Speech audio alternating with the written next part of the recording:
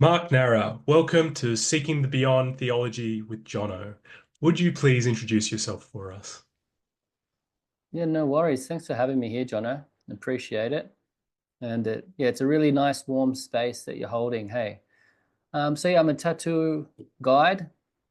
Like we were speaking about off screen before we started, it's been a bit of a process to move away from the label of tattoo artist or tattooist and into a space where I'm working with people in a way that's a bit deeper than the surface level of the tattoo industry or the contemporary culture. Um, and I'm here having a chat with you because you're equally as interested in those more substantial layers and how they relate to our faith and who we are and how we see the world. And so that's yeah, that's my background and where we're coming from.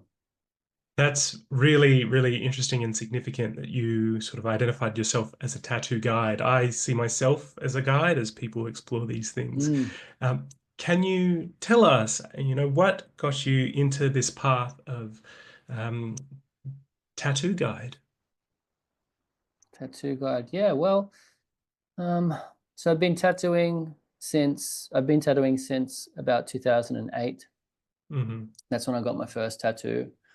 Um, I've been apprenticing for a little bit before that. I was doing my apprenticeship in parallel with my Bachelor of Visual Arts and Graphic Design. So the initial engagement and pursuit with tattooing was on the level of art, this pursuit of creativity and artistic expression and wanting to be the best artist I could be.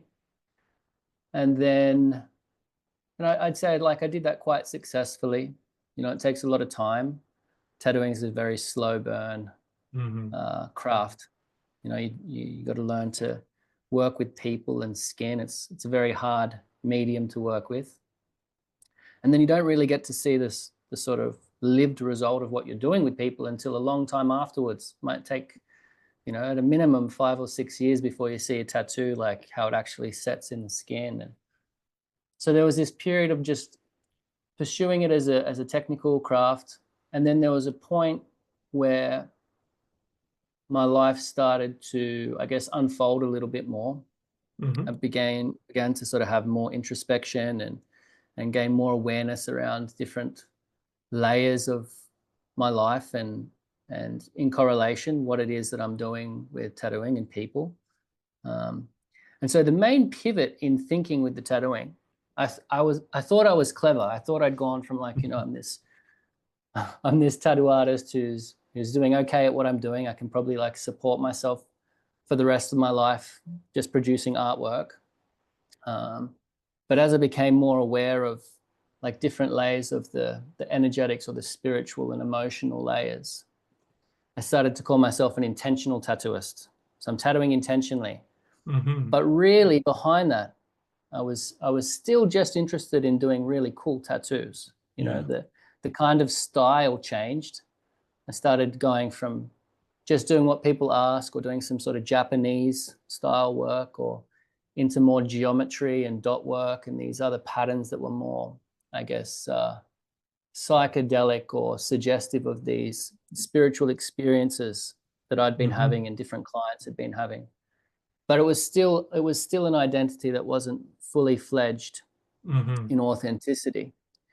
So I went to long story short, I was overseas traveling. I met some other artists that were working in a similar way intentionally, Hmm. and they led me into a process called a temascal. I don't know if you've heard of what they are. It's like a No, not sweat familiar. lodge. Hmm. Okay, so I was in Mexico, and one of the tattoo artists Wow. there is, you should go get in the sweat lodge. I'm like, what's a temascal? She goes, it's just like it's a sauna, and they might sing some songs and do some prayers. I'm like, okay, that sounds great. Uh, and so I went into this little dome, and it was one of the events we were talking about earlier in that cluster that really Mm. rocked me. So I thought I was going to die when I was in there. Oh, wow. Extremely hot, dark little space. I was trying to get out from underneath the edge of it. You kind of like kept in this. They call it the womb of the earth. You're back in that sort of Mm. prenatal space. before we come into the world. And the red stones are just glowing in the center. Anyway, so I had this experience. When I got back to Australia, uh, I started to catch up with old friends and acquaintances, and someone mentioned a sweat lodge. They're like, oh, there's going to be a sweat lodge, out sort of Richmond way. Hmm. There's this guy there that's been helping some of the other gentlemen in our sort of circle that were having a hard time with things like drugs and whatnot. I couldn't Yeah. believe that they were talking about this thing I experienced in Mexico, in Sydney. I was like, I have to go along just because I have that affiliation now. I just want to see what's happening here. Hmm. And so I turned up, and there was a gentleman who later became a teacher of mine. I apprenticed with him a couple of years later, actually, is when I asked him. But I turned up, and I was a bit suspicious of this character. Okay, he Hmm. looked like he had a Native American sort of headdress and regalia. He was an older gentleman, and he was conducting this space. So the Native Americans did sweat lodge as well. I think they called Hmm. it a nipi. Um, but anyway, so he was conducting this thing, and he was interacting with everyone in this very like priestly manner, sort of sitting quietly with each person one on one Yeah. and hearing their thoughts and their prayers and stuff. And then we went in and did a very similar experience to what we did in Mexico, but it was more drawn out. The space was bigger. It wasn't as hot. I didn't think I was going to die. In fact, I kind of sat back in it and I was like, oh, this isn't the same thing. I'm not sure about this. So I had a bit of doubt there. Hmm. Um, Later on, he ended up explaining to me, much later on when I was learning from him, that the whole process had to be quite Australianized and modernized because we're not sort of like traditional people. And so for us to be able to actually be in those spaces and receive what's there for us, it needed to be, I guess, like made more comfortable, in a simple manner. Hmm. Um, but on that day, John, this is the thing that really flipped it for me. Hmm. If you're tracking, I'm still thinking I'm some rock star tattoo artist, even though I've Yeah. convinced myself I'm doing it for good reasons. And so after the sweat lodge, he's taking off this ceremonial gear that he's wearing. And he's like quite a frail, skinny man. And he has all of these markings on his shoulder, hundreds of like lines. It looks like a tally or a scoreboard. Hmm. It's real messy. It takes up half his arm. That's like really good real estate for an artist. I'm thinking like what an amazing Japanese half sleeve I could do, or what a beautiful mandala I could do. Yeah. And there's just this messy array of markings, and I was confused. I was like, what am I actually looking at? Is this a tattoo? Isn't it a tattoo? What is it? So I had to go up and ask him, and I said, hey, Win, what's on your shoulder? Like, is it a tattoo? And he's like, oh, these. Like, oh, these are just, each one of these is something that I've taken from somebody and that I'm carrying for them. And at that point in time, kind of like yourself there, it's like going, what does Yeah. that even mean? Hmm. What does that mean? So it took a delayed sort of recall for me to understand that there was a person that was technically doing the same thing as me, which is opening Hmm. people's skin and putting ink in it. Hmm. And it's got nothing to do with art.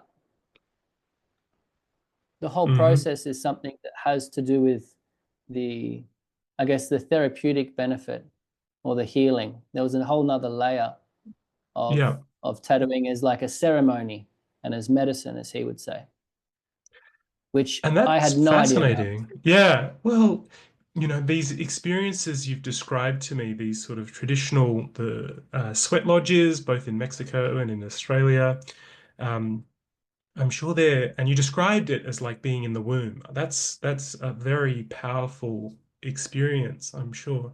And what you've described, the art of tattooing is also very intimate. You open people's skin and put ink in it. So I Hmm. can naturally see the spiritual connections here and the intimate relationships among people, communities, and with the earth as well, their homes, their places of living. That's a really good segue. So, you did those lodges and you've realized that there's something beyond just the art of tattooing. Did you experience a religious or spiritual calling at any point? I mean, I did. The whole reason I ended up in those situations was because of a calling. Hmm.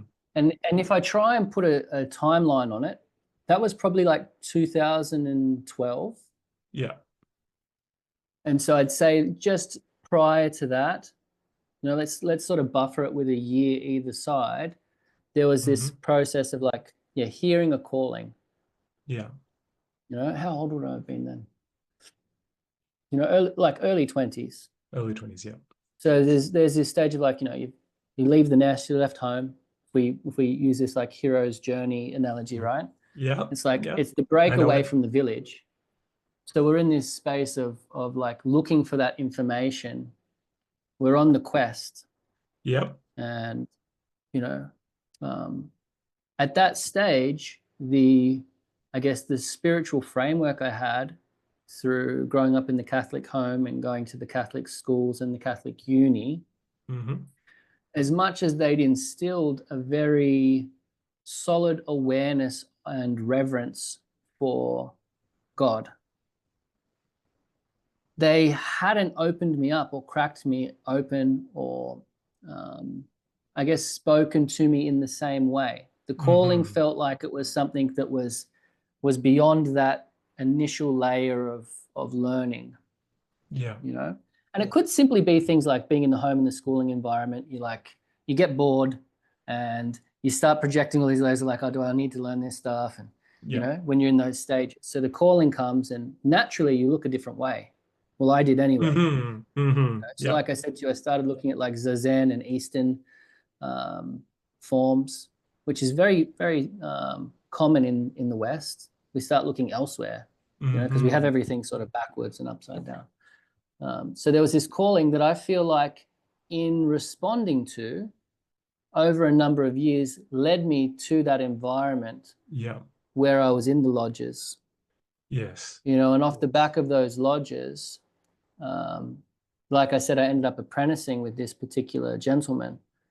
And I think what happened in that time was probably the the most tangible uh, connection and transmission and space that had been opened up and shown to me uh, with the creator, as they would Hmm. say, or with God. Yeah. And and the prayer went back to a place of like childhood innocence. I can Hmm. remember praying every night, in like when I was a toddler, and it's like very sincere.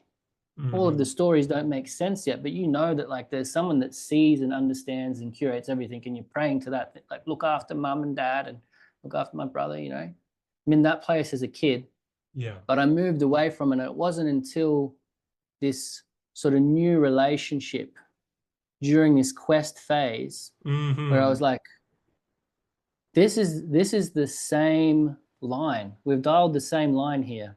Hmm. These prayers are genuine and they're not landing in any intermediary space.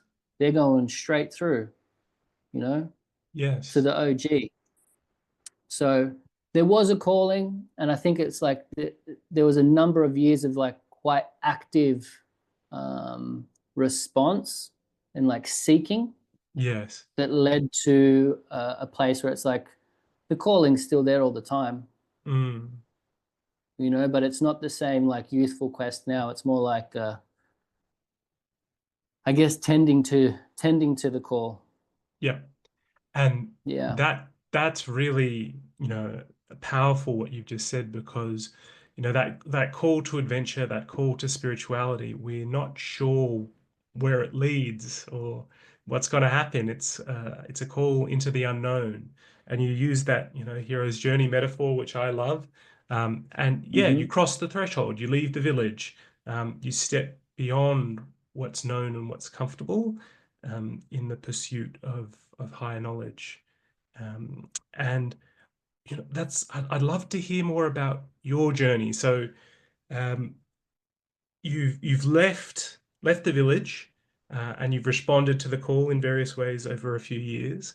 As you developed and you grew, what what sort of strengthened you on this journey? And was there a mentor or a guide who helped you?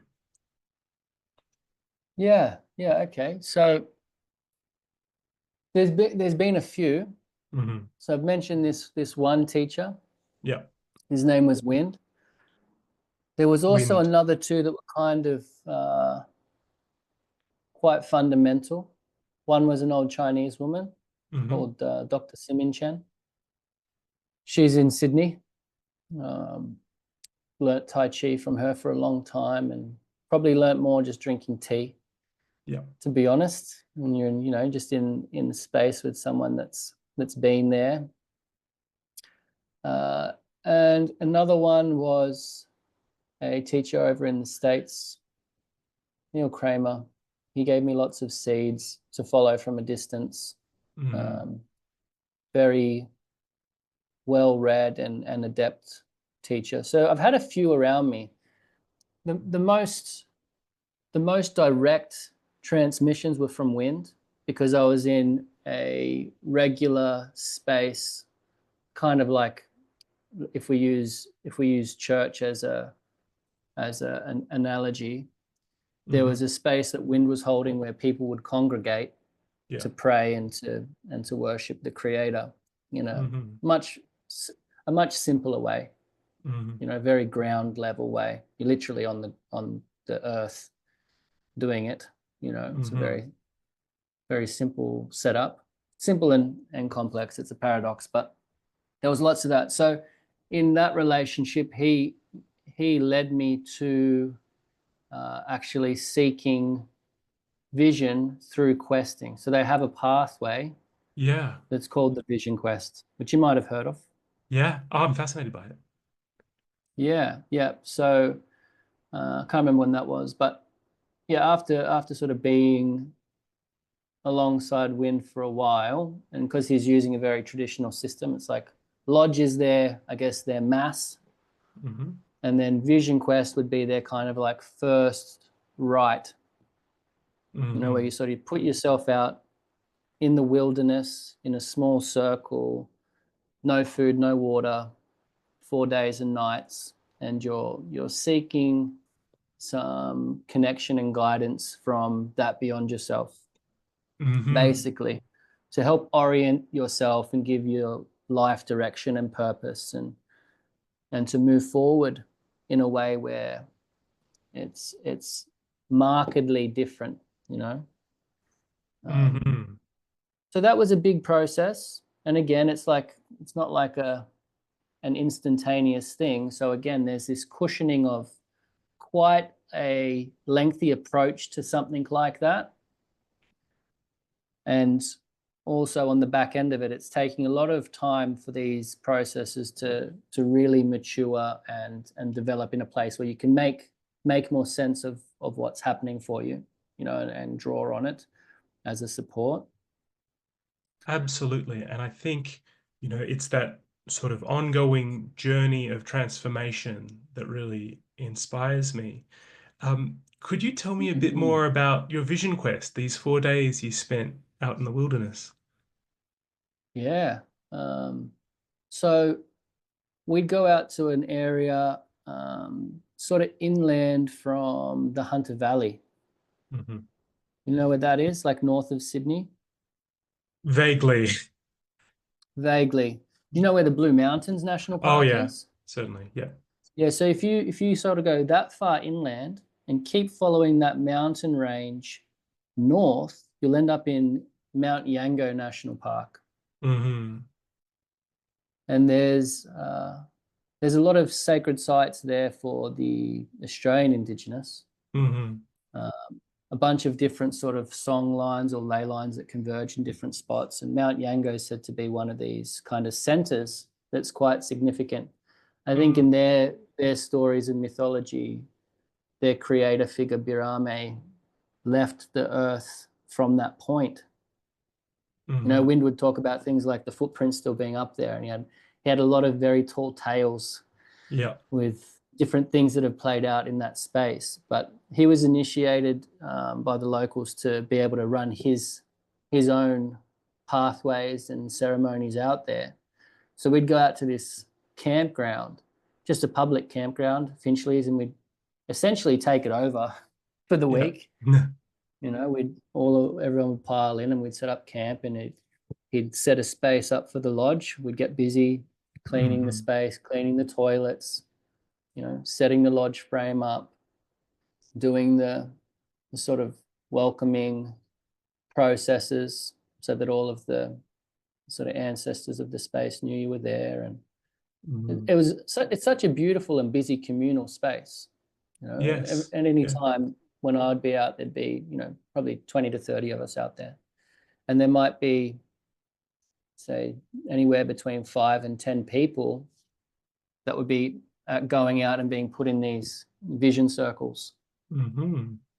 Um, and so I went out, my now wife, we've been together for over 10 years. We were in early days, and I can remember she went off to a Vipassana retreat Hmm. down near the Blue Mountains. So she was going to spend 10 days in silence. At the same time, I was about to go out and sit in this circle for 4 days. Oh, wow.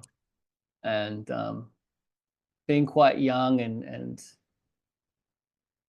green, I'd say, there was like, I Hmm. can remember having a lot of heartache before I went out, just being away from this, other part of me that I cared for so much. And I Hmm. can remember Wynn being very aware of that, tending to that part of me. Um, but yeah, basically, we set up this camp, and then from that camp along different ridge lines. So these, like, to find different points in nature that sort of, I guess, present different um, challenges and different support for the person. Yeah. He would then allocate somewhere for you to be. And Yeah. so I'd been sort of waiting to get put out in this one spot. And the night before I got put out, he had this dream that like lightning struck a tree and it fell in the space. Hmm. So I remember of the morning of being put out on quest, he's like, "We've got to change your space. We're not gonna put you out there." So we changed it and put me out on this different ridge line. I think it was the Echidna Ridge. And usually he'd put women out there. It was kind of a softer space. It was less challenging things that Hmm. people would experience there. Yeah. And really beautiful views of the mountains and stuff. Um, so basically, you're in silence from the morning. You get in a lodge first. Once you get in that lodge, no one's to speak to you, and then you sort of set your intentions for the time you're going to be out there, and then you let out. And the space is probably only, I guess, a 2 meter circle, and it's set up with like a directional wheel. So you have your sort of central pole. Hmm. It's the center of your circle. You have your north, south, east, west set up, and so you're in this little wheel or this little portal, and you're kind of praying the whole time you're out there. Like I said, you're fasting as well. And so very quickly you realize that you're going to be there for a long time. Yeah. You sit in this space and you kind of take in your surroundings very quickly. Okay, there's that tree and there's these rocks, and this is what the floor looks like here. But you slow down. You start to drop into a very different space, and I'd say it starts to become quite dialogical with your sort of internal processes, Mm. and then also the outward world. You know, um, so I mean, I could go on about it forever. Yep. There's like the time starts to really expand when you're out there. So each day you're sort of going through a different direction of this wheel, whether it's your heart Mm. or your mind or your spirit, and coming across different things. Yeah. You're in the body, I think, in the second day. So I can remember being really aware of like just wanting to have a coffee Yes. the second day I was out there. That was my challenge. Yep. Dropped away after day two. But yeah, it was I think it was second or third night when I sort of had a lot of reward, I'd say, a Hmm. lot of acknowledgement, things coming in that have sort of stuck with me. If you're comfortable, Mark, while you were on this Hmm. vision quest or at some other point in your journey, can you tell us about a time you were seriously challenged by something, something seriously confronted you or set you back? Hmm. Yeah, I mean that like there's the simple things. There's the simple things, like I said, just like becoming aware of layers, like the physicality of needing to drink Hmm. water, Yeah. and then needing to know why you're putting yourself in a situation like that. A similar thing happens with tattooing, especially when someone Mm. hasn't been tattooed before. Yeah. Okay, so like let's think of this like it's initiatory in that I've never done this thing before. Yeah. So I'm out there in the sticks and I've decided for the first time I'm not going to drink water. It's like how long do people go without drinking water usually? Even if you're not good at your uptake, you're probably not going to go more than a day without drinking water, right? So there's this physical challenge that gets presented. Similarly with Mm. tattooing, some people come in and they're just thinking about, you know, the their motivation to get a tattoo or how it's going to look. And then the reality of their skin being cut open for a long period of time can present this physical challenge that pops the question, what the hell am I doing? Yeah. What am I doing this What for? am I doing this for?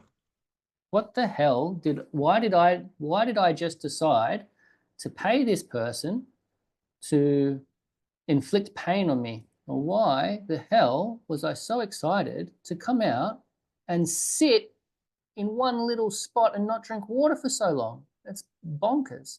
So there's that physical one that comes Hmm. up, and you really need to know your reason for being there.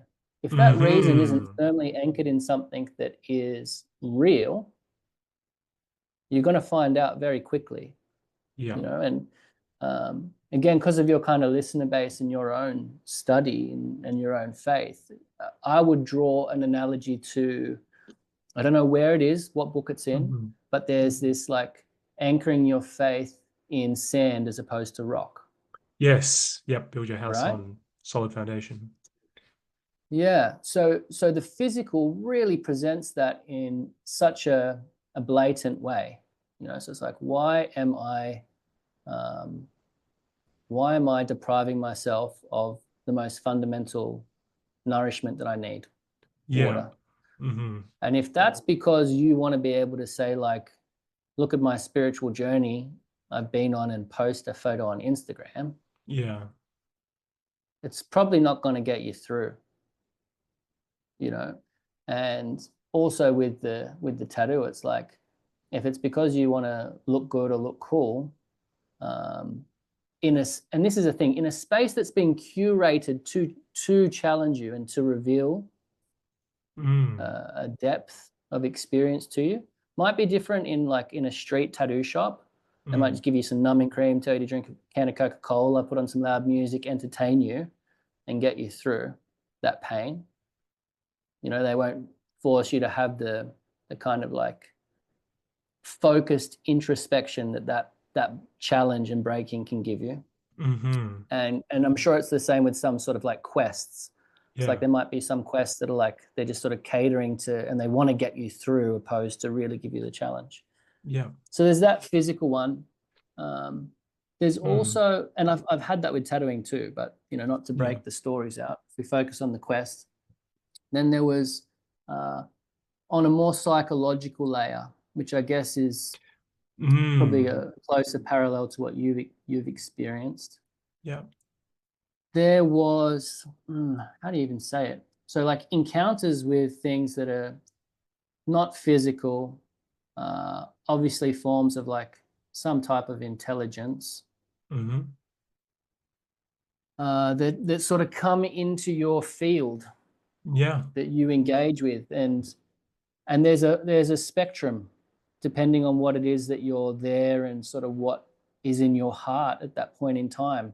And Hmm. so, if we can look at this traditional lens, and my teacher Wind would sort of like allocate names, and there'd be myth and story, and so you'd have like law keepers and different spirits of the land that are there to challenge people that are inauthentic. And there's Mm. these layers of psychological, spiritual, and emotional challenge that you need to confront. And I did. I Yeah. had multiple interactions, and Yeah. faith in the process that I'm in and why I'm there and what that structure is. And so again, sort of knowing the information, knowing the structure. It's like I know I'm safe. I know why I'm there. I know the Hmm. right way to interact with these things. And so that gets you through it, Yeah. and also affirms your faith in a way. Like, okay, Yeah. the creator's got me. God's got my back here. I'm not here for an artificial reason. Mm. Um, and then from a psychological lens, it's like you could say that there's an alchemy, or there's a process happening that's being curated for you in that space, that Hmm. again is making your internal the external. Yeah. It's Yeah. getting projected out on this wheel that you're sitting in, and you're having to see all of your shadows and your strengths and your connections that are beyond you and leading you in the right way. Hmm. you know so all And of that starts to reveal itself. Yeah. And that's what I find so fascinating about the vision quest. It's physical, it's spiritual, and it's psychological. It forces that deep introspection that you mentioned, when getting a tattoo. You know, who am I really? What do I stand for? Where's my place in the world? And we do have to confront those questions at some time, right? I think that's the adventure. And not just for people of faith, but all people. They have to come to Yeah. terms with what they believe and what they don't. Um, and I think it is a profoundly impactful process. And I'd love to go back to the tattoo. So you've done your vision quest. Yeah. How have Yeah. you applied this to your calling as a tattoo guide? I'd say it's like I've only really arrived in a place of understanding the guiding aspect with tattooing people Hmm. in the past like 4 or 5 years. Yeah. And so it's like the application of what's learnt in those experiences to what I'm doing again isn't instant. It kind of like it happens in time. Mm. It's like you need to be reflecting and unpacking what's happened, and then seeing the correlation between one thing and the other. So a major a major application of that information would be just understanding that there's more to a tattoo Hmm. than a picture, Yeah. that it's not artwork, or not just artwork.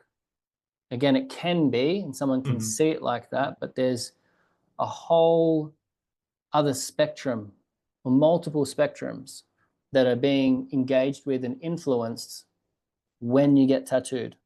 Yes. And so there was this, like, without having someone directly show me, not without having like Wind wasn't a tattooist. Oh, I mean, he was actually, did it to himself, tattooed other people, but a very Yeah. different context.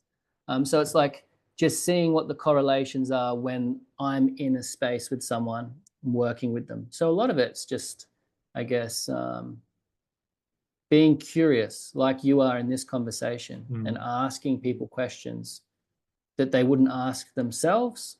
And then that revealing information to both ends, mine Yeah. and theirs, And because I'm in it just so often, it's like I start to have a knowledge set that allows me to guide someone. It's like after tattooing however many thousands of people, it's like, Yeah. okay, there's patterns here. If someone's showing up, it's probably Hmm. for one of these reasons. If they're at this age, it's probably for one of these reasons. If it's at this part of their body, it's for this reason. How much awareness do they have of that, and how much don't they? Uh, Maybe this tattoo they already have is influencing them in a particular way, and they haven't seen the link. So it might be just like Mm. gently allowing them to see that. Um, But you know, And it's an yeah, I interesting love that one. knowledge that you accumulate over time. Yeah, You start to see the patterns, the life journeys, the high points, the low points that people want to express in this art form. yeah, yeah. One of the questions that Wind would ask people if he was going to give them a marking, so technically a tattoo, but he wouldn't call it a tattoo. You know, he'd be doing little cuts on the skin, like the ones I saw on his arm, and Mm. he'd cut a design onto someone's skin and then rub it with charcoal in order to get the print. And you could probably imagine it's not the type of environment where you could like message this guy on Instagram or Yeah. turn up to a tattoo shop to make an appointment. You know, this would only happen out, you know, in these isolated moments, sort of once a year in the bush. Um, and so if someone wanted to get a tattoo, it's not a matter of like, hey, can you do a can you do a tattoo of an eagle on my arm for me? Uh, Mm. didn't sort of work like that. Yeah, Uh, yeah. it'd more be usually him opening an invitation to someone because he'd see they're in a place to sort Mm. of they've earned it. There's a place for it. Yeah, they've passed the milestone, and this is how we Sure. sort of celebrate Yeah. that event. But he'd still have a question for them. Yeah. See whether he made the invitation or, you know, sometimes people would ask him if they could receive a mark. His question to them would be, what have you done for the people? And so there was this like, again, it's a very simple thing, Yeah. but there was this really deep comprehension of the tattoo not being about yourself, but being Right. about your connection to something beyond you. Hmm. And that's extraordinary to me. And I think that is something that we all seek and wish to express in different ways, seeking the connection with something beyond you. Mm. Yeah, for sure. And, you know, uh, in your own work, you were obviously strongly influenced by Wind and what you learned from him, but in your own journey as a tattoo guide, what spiritual insights have you gained that you would like to share with us? Okay, yeah. Um, do you want things that are tattoo related or just life related? If we could do both, that would be awesome. Otherwise, Okay. your Yeah, choice. yeah. Yeah, well, I mean, yeah, we could. I'll come in with some layers that are like tattoo related because it's kind of the river I swim in. That's where I'm Yeah. like working with people mostly, and I know it's like your daily application is kind of really where the work's happening, how you turn up hmm every day, Yeah. uh, which is why I say it's more than a tattoo. And if you want a meaningful tattoo, you need to be living a meaningful life.